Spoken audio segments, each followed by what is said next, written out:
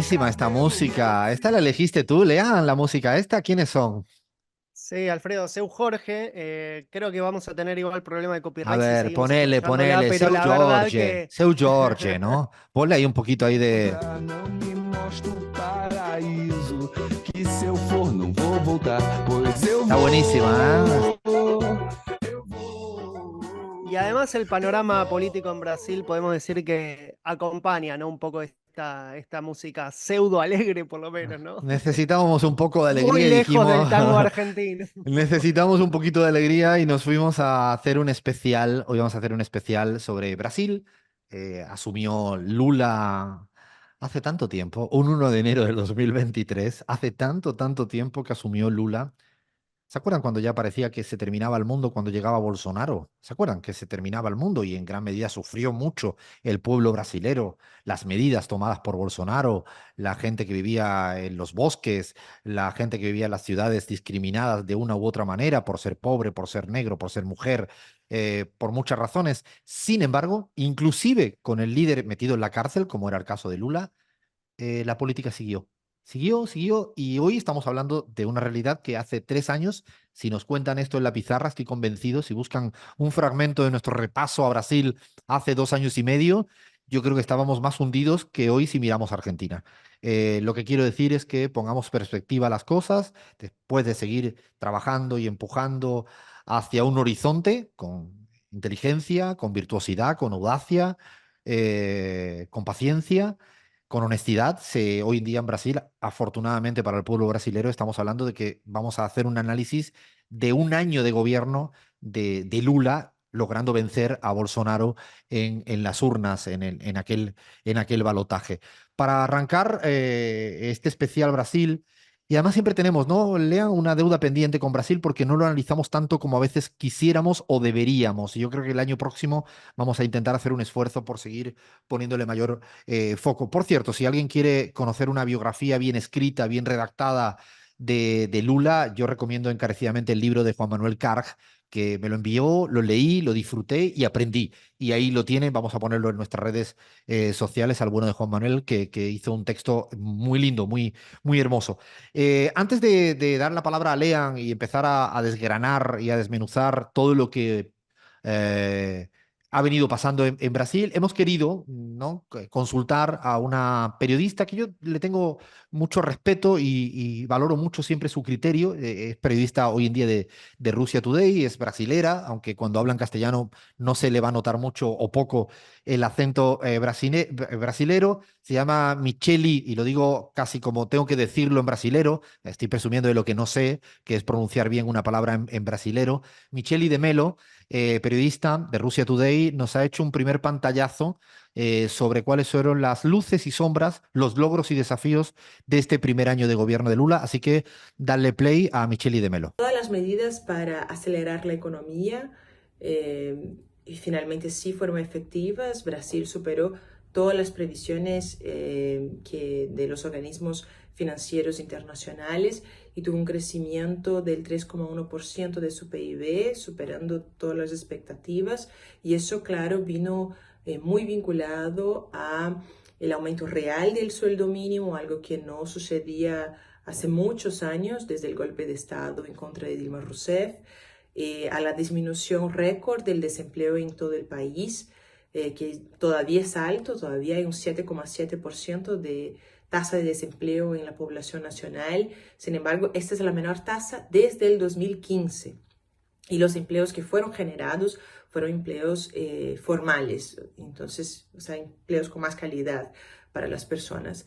Y tiene que ver también con los números récords de producción y exportación de granos como soja y maíz, ¿no? Entonces, bueno, el agronegocio todavía sigue siendo un elemento importante. Además, en lo político también fue muy importante la retomada de una serie de programas sociales clave, como por ejemplo el programa Más Médicos, el programa Mi Casa, Mi Vida, como el programa Brasil Sin Hambre, porque con Bolsonaro Brasil regresó al mapa del hambre de la ONU. Yo creo que falta principalmente atacar los puntos clave de los agentes económicos y políticos que fueron base para el golpe de Estado, para todo el offer que se hizo en contra de Lula, en fin, para todo el proceso que hemos vivido en los últimos años en Brasil. Como por ejemplo la regla fiscal que fue aprobada este año, me parece que fue una regla fiscal muy,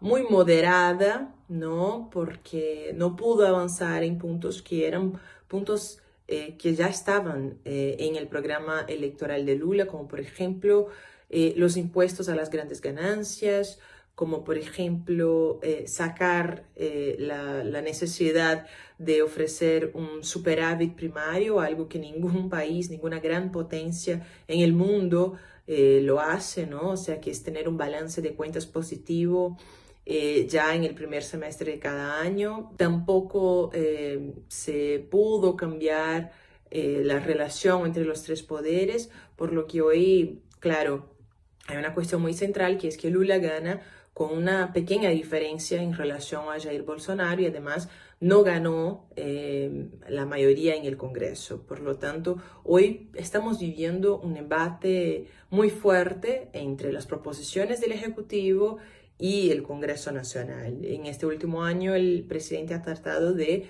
reacomodar su gabinete de ministros, dando más espacio a partidos de centro derecha, buscando precisamente tener más apoyo en el Congreso. Sin embargo, eso no resultó y lo que estamos viviendo es una especie de semipresidencialismo, semiparlamentarismo de facto. Hemos escuchado a la periodista brasileña Micheli de Melo, creo que nos hacía un balance completo y complejo, sin caer ¿no? en ser excesivamente bondadoso, pero tampoco caer en la idea de todo está mal. Cosas que se hicieron, cosas que están por hacer, cosas que todavía se le exige que la haga a mayor brevedad posible. Hay una parte económica que ha planteado permanentemente, que es la caída de la tasa de desempleo, que es importante, pero sí quisiera poner ahí un inciso, y es que podemos caer en la trampa de que existe una caída de la tasa de desempleo cada vez más generalizada a nivel global y en América Latina, pero eso no venga acompañado de mejoras en el salario. O sea, se puede dar un empobrecimiento con caída de tasa de desempleo. Más trabajo, pero con menos ingresos. Esto es un fenómeno que ya se ha dado en muchos lugares del mundo. El neoliberalismo siempre pensó en ese paradigma. Y en el caso brasileño, ahí te pregunto, Lean, además de la caída de la tasa de desempleo, ¿cuál es la lectura que hay en materia de salarios y en materia de poder adquisitivo respecto a poder comprar los bienes más básicos y alimentos y demás? Bueno, Alfredo, creo que dos claves en materia económica, además de la baja del desempleo que bien remarcaba Michelle, es que en primer lugar bajó el precio de los alimentos y en segundo lugar que también los salarios están mostrando una tendencia al alza y también hay que tener en cuenta que la inflación de la gestión Lula es de las más bajas de los últimos 3 años. Si bien ronda el 4,5% anual y sigue habiendo inflación, no deja de ser más baja que la que mostró Bolsonaro. Y con respecto a lo económico, déjame agregar algo más con respecto a la reforma tributaria que bien mencionaba Michelle, y es que por primera vez en Brasil, de todas formas, se le cobra impuesto a las inversiones de los fondos exclusivos de inversión. Los conocidos como fondos de super ricos y empresas offshore. Según cálculos del Congreso, existen 2.500 brasileros con fondos exclusivos y para ingresar a esos fondos se requiere como mínimo una inversión de 2 millones de una inversión inicial, ¿no? Y la ley esta afecta a menos de 100.000 brasileños. Estamos hablando de una porción muy chiquita a la cual se le va a sacar bastante puesto y que esto de alguna forma previene un ajuste fiscal más grande o, por ejemplo, la baja del mínimo imponible en ganancias del impuesto a las ganancias, Alfredo. Es un debate. El tema tributario siempre es uno de los aspectos más complicados, ¿no? Cómo abordarlo. Y yo creo que ahí marca siempre desafíos para la política de Lula y para la política de otros países. Yo creo que el tema tributario, yo pongo el ejemplo de Petro y de AMLO, que lograron eliminando el gasto tributario, ¿no? Que eran privilegios para unos pocos para que no pagaran impuestos. Y a veces esto es incluso más impactante que un impuesto a las grandes fortunas. No estoy diciendo con esto que los impuestos a las grandes fortunas no sean justos y necesarios, sino que hay un mecanismo que es eliminar los privilegios que hacen que no paguen sus impuestos correctos, y ese es un debate interesante. Respecto al precio de los alimentos, un tema fundamental, Lean, que me gustaría también que entráramos un poquito. Sí, Alfredo, no, es que muestra una tendencia a la baja el precio de los alimentos y esto tiene que ver también con un Estado presente Pero regulando esta es la clave, ¿no, los Lean? precios de la Esta es la que economía. te me refiero a las Exactamente. bases más populares, ¿no? Exacto, exacto, porque también recordemos que una de las promesas de la campaña de Lula era no dejar a la intemperie a los pobres, sobre todo con una voracidad que el empresariado brasileño había demostrado durante el gobierno de Bolsonaro y que tuvo vía libre para aumentar el precio de los alimentos, con un dogma liberal cuasi religioso, ¿no? De que el mercado se regula solo. Bueno, los precios de los alimentos finalmente en Brasil están a la baja. Fíjate que dices algo que es cuando tú haces política social y te olvidas de que existan precios de alimento a la baja, no te llega la política social. Es como una carrera, no diría la palabra es inútil, porque acaban siendo relativamente protegidos, pero insuficiente, porque la política social que te intenta blindar un poco para que tengas capacidad de, si después hay unos precios galopantes de los alimentos, de lo más básico, yo creo que ahí ese equilibrio que estabas planteando, Lea, me parece sumamente importante. Además de lo que hemos radiografiado en la cuestión económica, yo me quiero ir a otro de los pilares de las transformaciones en Brasil, que es el poder judicial.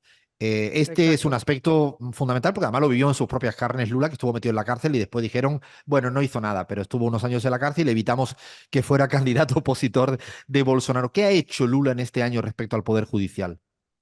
Bueno, con respecto a este año, Alfredo, un amigo del programa, Emir Sader, había sentenciado unos meses atrás que el poder judicial en Brasil había cambiado. Y hay tres hechos claves para mí que explican este cambio. El primero son las causas contra Bolsonaro, contra el expresidente Jair Bolsonaro, que efectivamente avanzan y a buen ritmo. El segundo es el fallo histórico del Tribunal Supremo Federal que reconoció finalmente el lawfare, el armado judicial del juez Moro para perseguir a Lula da Silva y efectivamente encarcelarlo.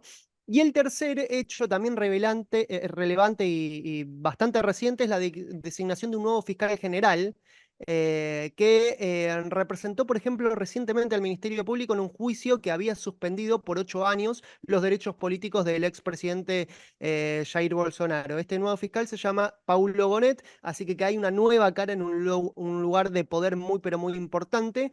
Y cuando decía que las causas contra Bolsonaro avanzan efectivamente, una de ellas, la causa de abuso de poder político, derivó finalmente en la suspensión por 8 años, la inhabilitación de Jair Bolsonaro, inhabilitación política por 8 años. Y la otra causa que también avanza a buen paso es la de la venta ilegal de joyas que había recibido en calidad de regalos de Arabia Saudita. Y Se atención a este parece al dato, rey de porque ¿sabes lo? España, ¿eh? Ahora entiendo la Sí, pero cercanía entre Bolsonaro y el monarca, son más o menos. Vas a Arabia Saudita, te hacen un regalón y luego no lo declaras, obviamente, ¿no? totalmente, Alfredo. Pero el dato que yo quería rescatar es que fue denunciado por la propia Policía Federal. ¿Viste cuando se dice que Bolsonaro tiene un arraigo muy fuerte en las fuerzas represivas del Estado? Bueno, no es tan así, no es tan unilateral como a veces se piensa que es. La otra causa que él tiene también y que lo tiene muy comprometido es la del golpe de Estado. Bolsonaro enfrenta 5 investigaciones del Supremo Tribunal Federal susceptibles de pena de prisión. A mí me parece importantísimo un aprendizaje para la izquierda latinoamericana y es no hay transformación posible si no se transforma la justicia, el poder judicial, en todos los planos, en paradigmas, en estructuras, en mecanismos de elección, haciéndola más justa. No creo que sea para sesgarla hacia un campo o no, sino, y a mí me parece que en eso lo que estabas planteando es que Lula dijo del primer minuto, como bien certifica Emir Sader, tiene que tener otro camino, porque si no es imposible. Si no, al final se convierte en una disputa desigual, porque siempre acaba todo en el Poder Judicial, como hemos explicado hoy en el caso boliviano, en el caso propio de inclusive de los Estados Unidos, o tantas veces ha pasado en Argentina, y así podríamos, pasa en Ecuador, y podríamos seguir. Hay otra arista fundamental para mí de lo que ha hecho Lula y ha transformado Brasil, es la forma de inserción de Brasil en el mundo. Siempre hay una cuestión de cómo Brasil se relaciona con el mundo. Es un país gigante en términos poblacionales, en nivel económico. Ha tenido y tendrá un rol protagónico, pero lo puede llevar hacia vincularse de una u otra manera. Y a mí me parece interesante un poco también ver cuáles han sido los grandes cambios, los grandes aportes de este Lula como canciller a la vez de Brasil a nivel global. Alfredo, desde el día uno de su gobierno, Lula se propuso tomar un liderazgo tanto regional como mundial a lo largo de todo su tercer mandato. En ese contexto podemos decir que se mostró muy activo a la hora de abogar por una resolución pacífica y diplomática. En primer lugar, en la guerra de Rusia contra Ucrania, se mostró muy, pero muy crítico de la posición de la Unión Europea y también de Estados Unidos. Se pronunció contra el envío de armamento de estas dos entidades. Dijo que tanto Rusia como Ucrania, algo que no dice casi ningún líder mundial, son responsables por la guerra y sus costos humanitarios. No es Otro un tema aspecto menor, también a tener en no es un cuenta, dato menor, ¿no, no, Lean? O sea, el hecho de no que es haya un tema tenido menor. un tema, ¿no? Una forma así tan clara respecto al conflicto, de decir, eso es un conflicto, hay que resolverlo de otra manera y no diciendo sigamos a favor de una guerra por defender a una parte, ¿no? Más allá de estar o no de acuerdo, lo concibe, yo diría, con mayor inteligencia a la hora de cómo, sobre todo, resolverlo hacia adelante. Yo diría quizás que el punto más débil en política exterior, y permítame que hilvane con otra guerra que se está produciendo hoy entre Israel contra Palestina, es que no ha sido tan firme, y me atrevo a decir, a diferencia quizás de ahí sí de otros políticos latinoamericanos, progresistas de izquierda, como el propio Petro, ¿no? Que han sido más claros y taxativos en condenar eso. Ahí creo que, si bien para mi gusto le habría faltado mayor firmeza, hasta el propio Pedro Sánchez en España ha sido más firme al respecto. Sí, Alfredo, también igual hay que tener en cuenta que Lula envió, por ejemplo, ayuda humanitaria, envió alimentos producidos por el Movimiento Sin Tierras de Brasil, pero sí es cierto que no se lo ha visto pronunciarse con tanta ahínco como lo hizo con la guerra de Rusia contra Ucrania. Otro de los conflictos en los cuales Brasil y Lula da Silva se mostró muy preocupado recientemente e incluso podemos decir que se arrogó un triunfo diplomático, fue en la mediación por el Esequibo entre Venezuela y Guyana, esta región rica en petróleo que ya habíamos descrito, que está en el radar del Comando Sur de Estados Unidos, y eso lo sabe muy bien Lula da Silva, por eso desde un primer momento se mostró muy preocupado y muy activo. Brasil finalmente fue respaldado por la CELAC y por Colombia también, que tuvo un rol muy importante para lograr conversaciones entre el presidente de Venezuela, Nicolás Maduro, y el presidente de Guyana, Irfan Ali. Y en 3 meses parece que habría un nuevo cónclave entre ambos presidentes que se llevaría a cabo en Brasil y con la posible presencia de Lula para encontrar una resolución pacífica y diplomática a este conflicto. Hay que recordar en ese mismo sentido, Lean, que rápidamente también Lula convocó a una reunión de presidentes y presidentas de América Latina en Brasil, donde acudió además como primer mandatario el propio presidente Nicolás Maduro. Tuvieron una reunión bilateral el primer día y luego estuvieron todos y todas presentes haciendo un poco una fuerza de la necesidad de una mayor articulación, debates y discusiones en la región latinoamericana. Además, preside pro tempore Mercosur, va a presidir el Exacto. próximo año, ¿no? Los BRICS, que no es nada más y nada menos. De hecho, iba a ser este año, pero de alguna manera acordó con Rusia en que fuera Rusia y el próximo año fuera Brasil, entiendo, ¿no? Bueno, así es, Alfredo, porque desde el BRICS Lula está empujando de alguna forma para combatir lo que es la hegemonía del dólar. Logró, por ejemplo, en el nuevo Banco de Desarrollo, el BRICS, poner a Dilma Rousseff, una mujer de su confianza, con sede en Shanghái. Y atento a esto Bueno, eso es otra, con perdóname, respecto al perdóname, BRICS. Lean, pero Sí, dices algo importante, no me acordaba de verdad, la presidencia de Dilma Rousseff, y en esto la política exterior de Lula es muy ambiciosa a la hora de colocar a sus principales diplomáticos y políticos en las presidencias o en los máximos órganos directivos de todas las instituciones internacionales, desde los BRICS hasta ocurrido incluso a nivel latinoamericano. O sea, apuesta fuerte y Lula en esto pisó el acelerador como siempre lo había hecho. y también Alfredo lo que hizo fue recomponer de alguna forma las relaciones diplomáticas y comerciales con China. que recordemos que China desde el año 2009 es el No, principal pero socio China no comercial de Brasil. importa. No, lean, China no tiene ninguna importancia. O sea, ¿cuánto deben ser? 10 personas y el comercio exterior debe ver cuánto, $10 por semana, ¿no? O sea, no, debe ser poca cosa, no, claro que lo colocó en el mapa, ¿no? Otra vez como decir, no, necesitamos tener relaciones con China fluida, ¿no? Exacto, Alfredo, porque es el principal socio comercial desde el año 2009 de Brasil, porque es el país, Brasil es el país de Latinoamérica en el cual más invierte China, porque también hay que tener en cuenta que desde el BRICS, otra cosa que me gustaría destacar, Alfredo, es que incluso promocionó la llegada de Argentina, ahora frustrada lamentablemente por la presidencia de Milei, y también otra de las propuestas a nivel geopolítico, económico que tiene, que deslizó este año Lula da Silva es proponer la creación de una moneda común para el mercado regional, que eso claramente con este nuevo gobierno argentino queda un poco en stand-by, ¿no? Pero está la idea esta constante de Lula de tratar desde el BRICS y desde el Mercosur disputar un poco la hegemonía del dólar como moneda de intercambio internacional. Que es algo fundamental. Y además yo añado algo que a veces, cosas que no se ven, pero suele estar muy atento a toda la política latinoamericana. O sea, está pendiente de lo que ocurre en Bolivia. Está, digo, es un rol muy proactivo, un poco a la vieja usanza de lo que fue esa política exterior latinoamericana para los latinoamericanos y latinoamericanas. Yo creo que eso Lula lo ha reflejado bien.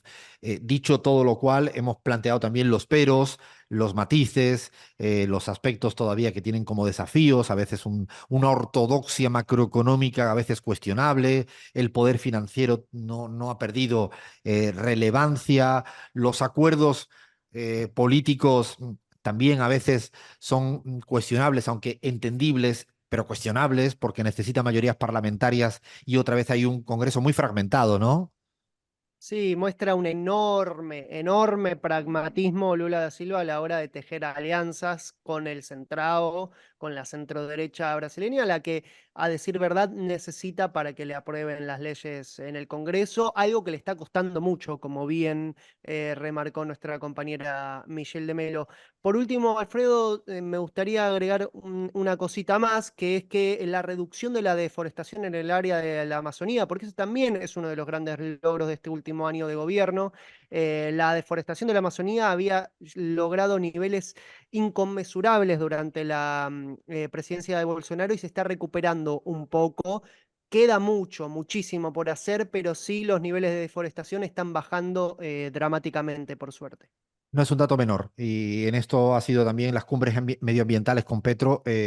Lula se ha puesto un poco al frente también en contra de lo que había hecho Bolsonaro al respecto. Prometemos que el año 2024 vamos a darle un poquito más de seguimiento a lo que hace Brasil. Para terminar, dime una palabra, Lean, cuando te digo Lula da Silva.